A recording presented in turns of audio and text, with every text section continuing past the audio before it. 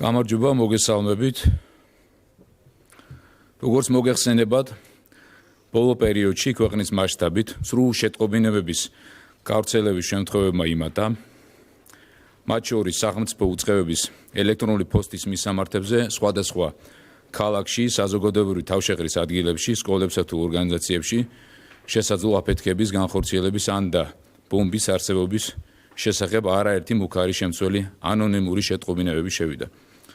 აღნიშნულთან დაკავშირებით სახელმწიფო უსაფრთხოების სამსახურის კონტრტერორისტული ცენტრის თანამშრომლების მიერ თბილისში, კახეთის და ქვემო ქართლის რეგიონებში ერთდროულად ჩატარებული ღონისძიებების შედეგად გამოვლენილია პირთა წრე, რომლებიც ტერორისტული შინაარსის სრულ შეტყობინებებს აგზავნიდნენ.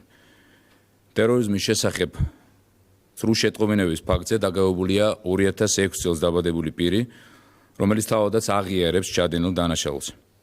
სხვა რამდენიმე პირის მიმართ მიმდინარეობს საგამოძიებო მოქმედებები.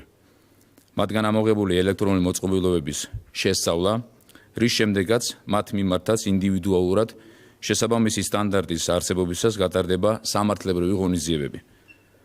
მუქარი შეტყობინებების ავტორები ძირითადად იყენებდნენ ვირტუალურ ქსელებს, IP მისამართების დაფარვის თანამედროვე ტექნოლოგიებსა და ხმის შემცვლელ პროგრამებს.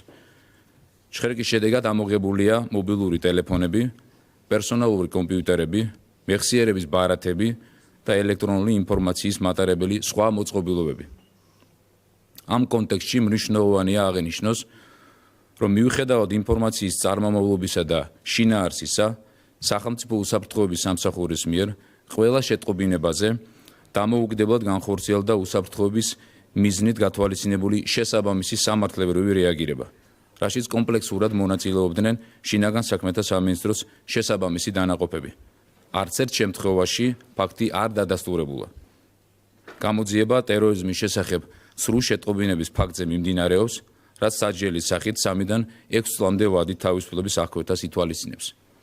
სახელმწიფო უსაფრთხოების სამსახურს უკვე გააჩნია შესაბამისი თანამედროვე ტექნიკური საშუალებები ზემოთ აღნიშნული დანაშაულებრივი ქმედებების გამოვლენისა და იდენტიფიცირებისთვის.